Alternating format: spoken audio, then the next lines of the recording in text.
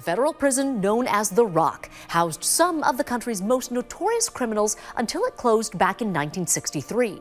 3 men vanished into freezing waters, and no one could prove if they lived or died.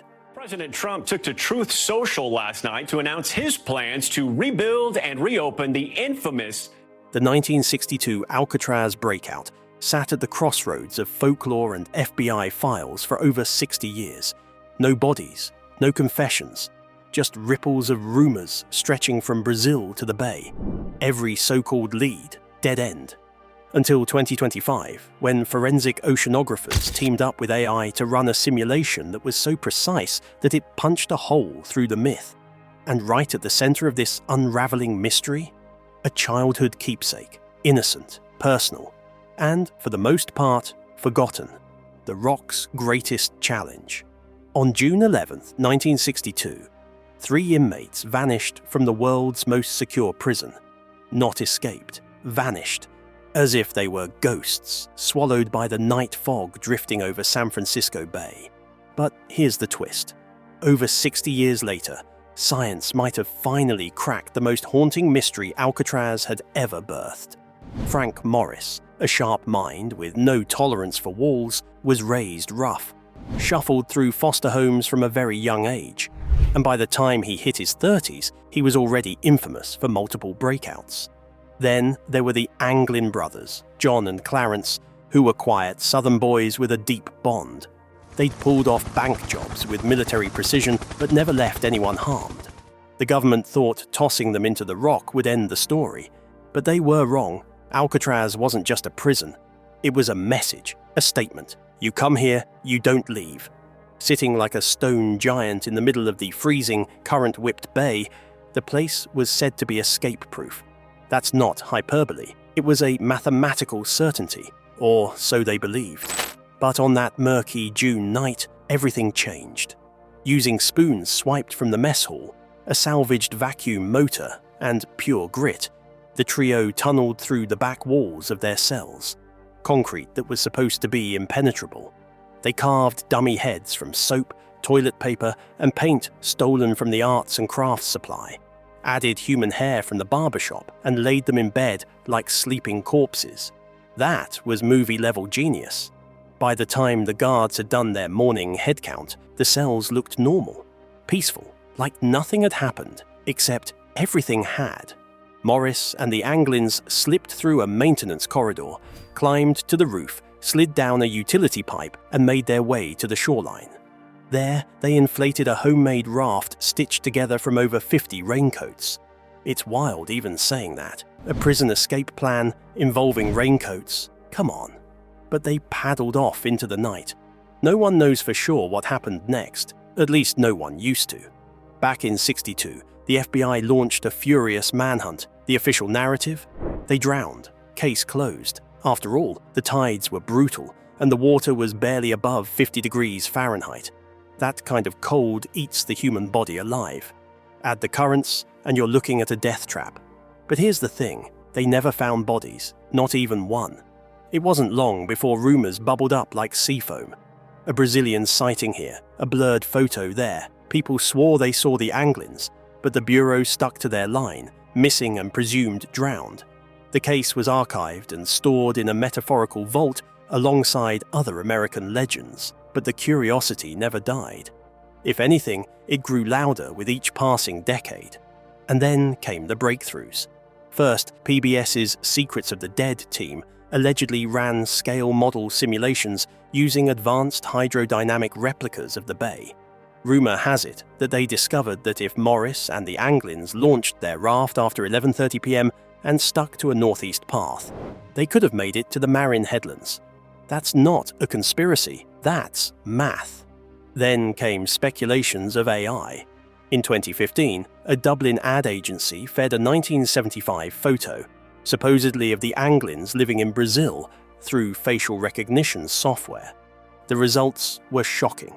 Rumor has it that it got an 89.9% match of Anglins.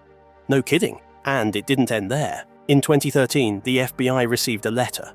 "My name is John Anglin," it read. "I'm 83 years old and in bad shape. I only have cancer in 2 places. It was dismissed, but not destroyed.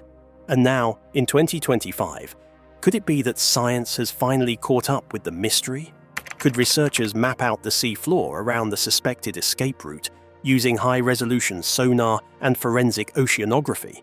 If they do, what will they find?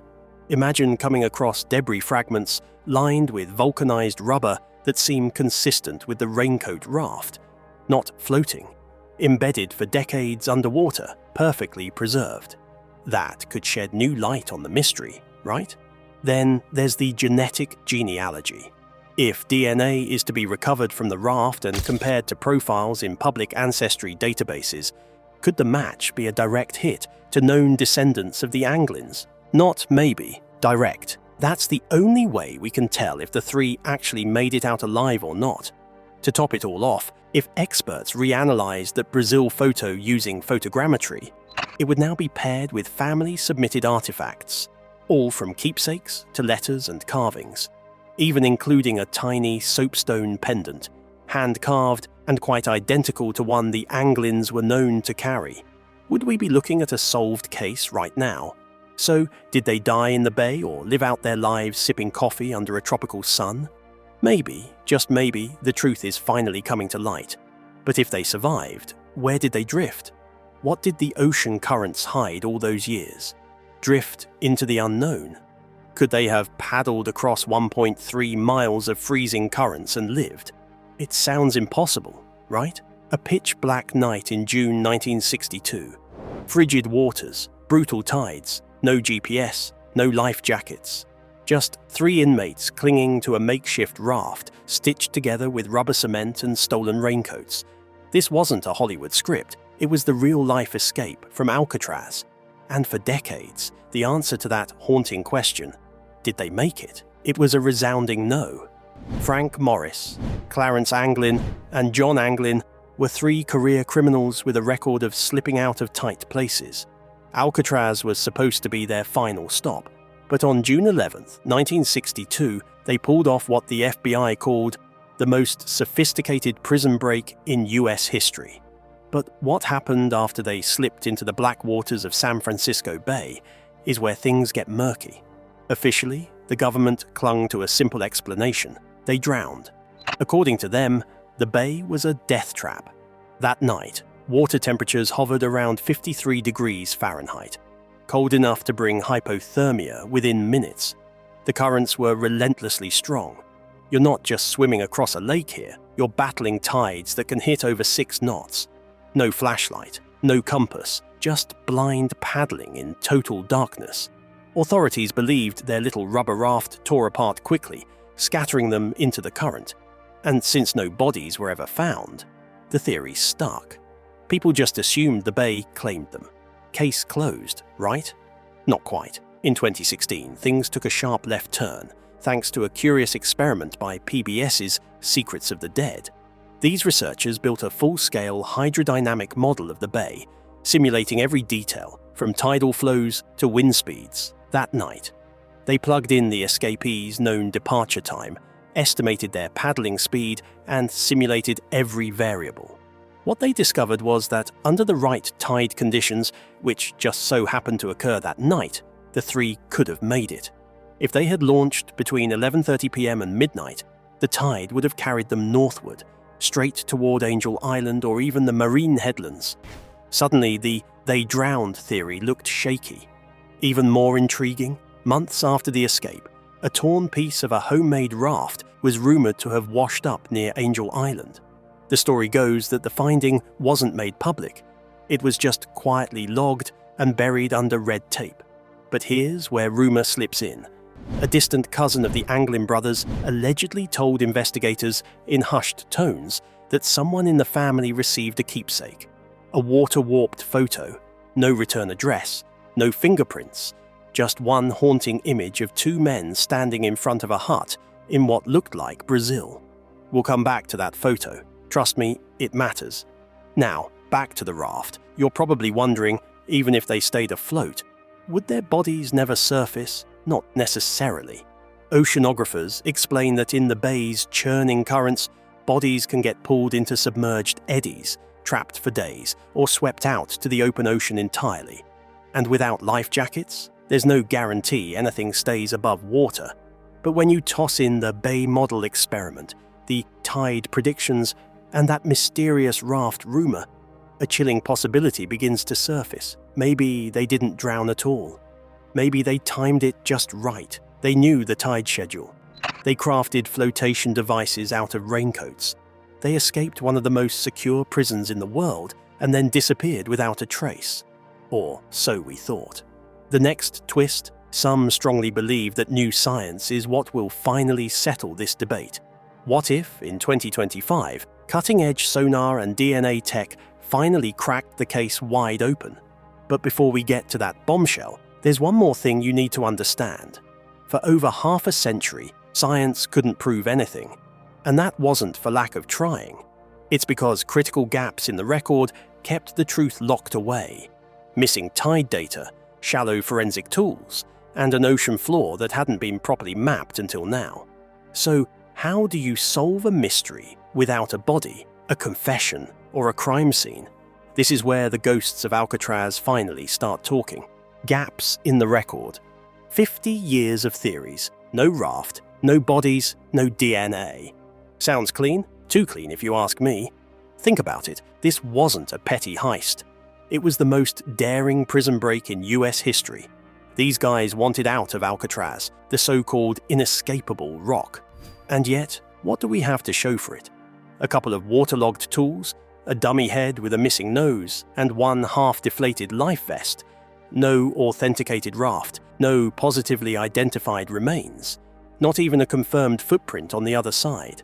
For the most part, the official version relies on absence, as if the lack of evidence proves they didn't make it. But come on, let's be honest. Wouldn't some evidence have turned up by now if they died that night? The FBI clung to the drowning theory for decades, pointing out how cold and unforgiving the bay was. And that's true. The currents are brutal, and the waters in June can numb a grown man in minutes. But you'd expect something like a raft torn apart, a jacket snagged on a rock, or even bones washed ashore. Instead, here, there's just silence. Even stranger, despite launching the largest manhunt in US prison history, there was zero physical evidence to conclusively back the idea that Frank Morris or the Anglin brothers drowned. No confirmed personal items, no DNA traces, no bodies were ever recovered. This raises a bigger question. Were we even looking in the right places? In the 1960s, the US Geological Survey had only primitive bathymetric charts. Think topographical maps of the sea floor, but coarser, fuzzier. And tidal modeling at the time relied on generalized patterns, not real-time, hour-specific current flows. NOAA didn't even have high-resolution current simulations until decades later, meaning the search area was a guess. A well-educated guess, but still a guess. And guess what? Tides in the San Francisco Bay aren't gentle. They reverse every 6 hours, shift by season, and interact with dozens of subsurface features like shoals and underwater ridges. One slight miscalculation and debris, or bodies, could have drifted miles away or sunk deep into the mud. This brings us to something quietly whispered within the Anglin family. A story too bizarre to dismiss because it fits just a little too well. Years after the escape, a relative claimed to have found a tattered piece of raincoat fabric tangled in seaweed near Point Reyes, nearly 30 miles northwest of Alcatraz. It wasn't reported. Why would it be? They didn't want to become a spectacle, or, worse, an accessory. But the details stuck with them, the texture, the color. The awkward stitching looked handmade. Sound familiar? The raincoat raft Morris and the Anglins crafted was never recovered. But Point Reyes happens to lie within the northwest drift corridor, and some modern simulations suggest an unstable raft might follow under certain tide shifts. So, if this fragment were real and came from their raft, it would obliterate the drowning theory. But, of course, no forensic team ever tested it. No photos, no lab results. Just another unverified tale tossed onto the pile of rumors and sightings. Still, doesn't it make you wonder? For the most part, escape attempts leave wreckage. Clothing, oars, and even letters in bottles. But this one, nothing. Just decades of guesses and a lot of silence where there should have been closure. So either they vanished without a trace because they died instantly, or because they didn't want to be found. However, that's not just speculation anymore, because now the science is catching up, better data, better simulations, and a shocking new set of hydrodynamic models that might finally tell us what really happened that night, minute by minute, current by current. And what did modern oceanographers find in those simulations? Yeah, that changed everything. Ocean science turns the tide. What if I told you the ocean never forgot what happened that night? For decades, we relied on guesswork, hand-drawn current maps, outdated bathymetry, and broad tidal assumptions from the 1960s that couldn't track a balloon, let alone a homemade raft, in one of North America's most chaotic tide systems. But everything changed with one word: nowcasting. No, it's not a weather app or a sci-fi buzzword. Nowcasting is the cutting edge of ocean science, offering real-time, high-resolution simulations that reconstruct how water actually moves minute by minute. Using data from satellites, buoys, and 3D sonar arrays, forensic oceanographers can now reverse engineer where anything in the bay might have gone, even in 1962. This isn't your grandfather's Coast Guard sweep. In this scenario, imagine a team of independent researchers in 2025 pairing nowcast tidal models with something called the PSDA algorithm, short for Probability of Survival Decision Aid. Originally a military tech for tracking lost pilots at sea, it's now being used to test exactly how long a person, or three, could survive in that water based on time, temperature, and effort. And what they found, at least in simulation, was surprising. Under the right tide window and based on actual 1962 current replays, the raft didn't veer towards the Golden Gate Bridge as the FBI assumed. Instead, it drifted north, hugging the Marin coastline, moving silently toward the cold, jagged cliffs near Point Reyes. Here's the kicker. This simulated trajectory aligns almost perfectly with the family's off-the-record sighting of that strange, stitched raincoat fragment decades earlier, dismissed as heresy. Until now, when science suggests it's plausible. But this rabbit hole goes deeper. Remember those crude seafloor charts the feds used back in the day? Thanks to modern USGS and NOAA sonar mapping, we now have fully textured 3D scans of the San Francisco Bay floor, down to every trench, sandbar, and debris pit. Think LiDAR, but underwater.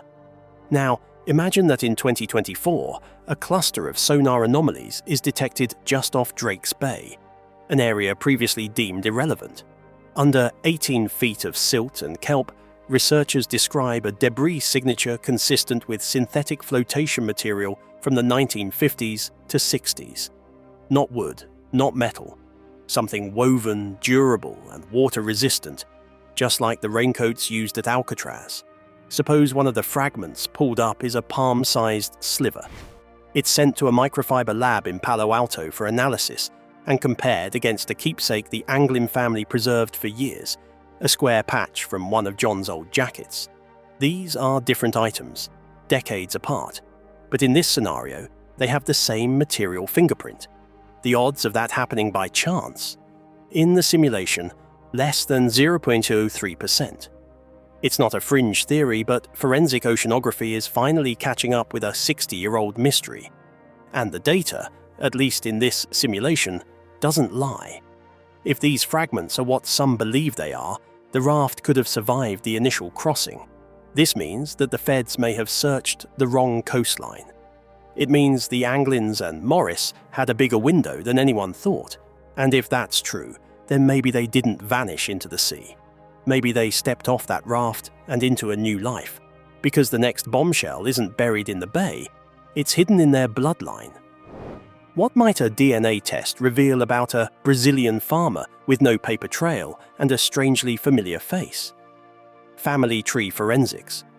What if the final clue came not from a confession, but from a family tree? Imagine a DNA match that closed the circle, a twist nobody expected to work. Nearly 63 years old, saltwater-soaked debris was discovered half buried beneath layers of sand and kelp off the Marin headlands. At first, it's barely recognizable as anything human-made, but hidden in its folds, buried deep in the seams of decaying rubber and threadbare canvas, is something science wasn't supposed to find. Not anymore, not after all this time.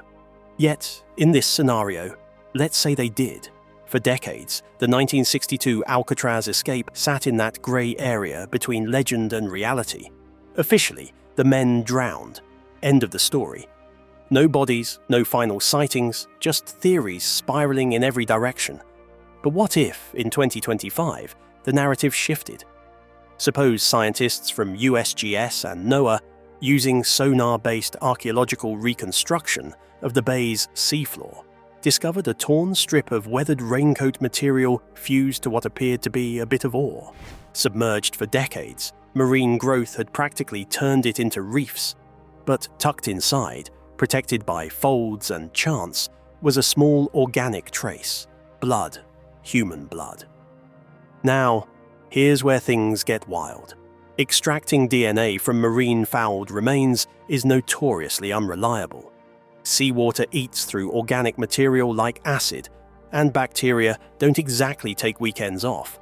But these aren't your average lab techs. Imagine they use a protocol called polymerase strand displacement amplification, a high-octane booster for degraded DNA. Against all odds, they pull out a partial genetic profile. Not a full one, but enough to get started. But where do you compare DNA from a 1962 prison escapee? Believe it or not, from open-source genealogy databases. Public-facing platforms like GED Match, where folks upload their DNA every day to trace ancestry or find long-lost relatives. And in this scenario, it becomes the digital trail that could finally uncover the truth. Suppose a grandniece of John and Clarence uploaded her DNA years ago, just out of curiosity. Never expected it to match anything, but when researchers run the newly extracted profile through the system, boom, a 98.7% probability match. Statistically impossible to ignore. This isn't just a maybe. In this scenario, it's them. That match sets off a domino effect. More family members step forward. One of Clarence's nieces has kept a strange little keepsake in her attic for years. An old comb wrapped in cloth, said to be Uncle Clarence's from before the storm. It sounds like family folklore, but when tested, it gives a full match. Clean, indisputable DNA. Imagine the US Marshals Service, long skeptical of anything less than a body bag, acknowledging the findings in a press conference that feels more like a cold case funeral. Survival no longer sits in the realm of speculation, the lead agent says. We now consider the escapees confirmed survivors. Think about that. For over 6 decades, their fate was shrugged off. Every sighting, every letter, every whisper about South America, it all sounded too far-fetched. Until, in this scenario, science puts its foot down and says, here's your proof. The raincoat raft, the blood trace, the Anglin DNA, the comb, all were converging like some forensic resurrection.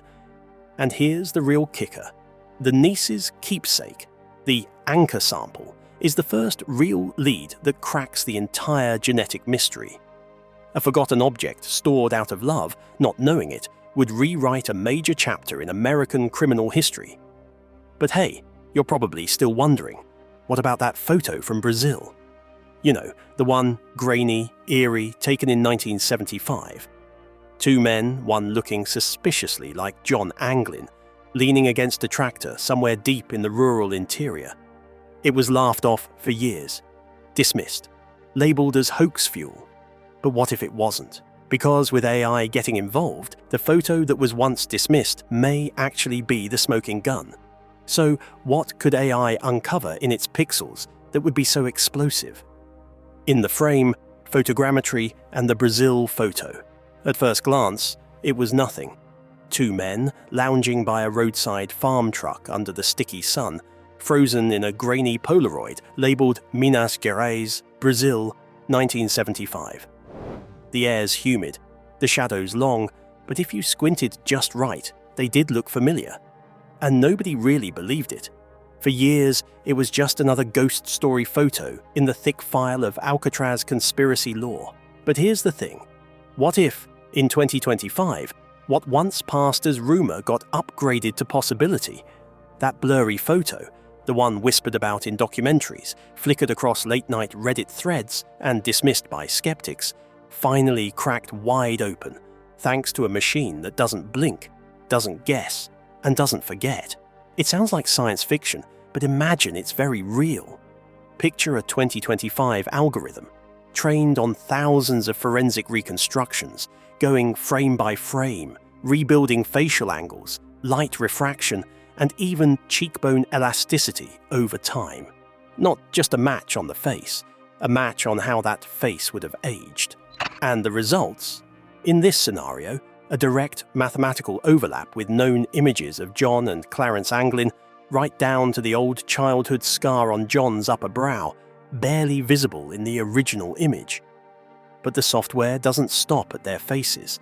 It scans the background, the hills, the trees, and the power lines, and triangulates that exact patch of Brazil using 1970s topographical maps and Google Earth's pre-deforestation imagery.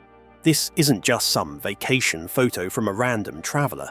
No, it's taken in a real village, a place called São José da Barra. And what's buried in those rolling hills? Suppose Clarence Anglin's grand-nephew had kept a box of dusty keepsakes stashed in a Michigan attic. In 2025, a curious relative digitizes it.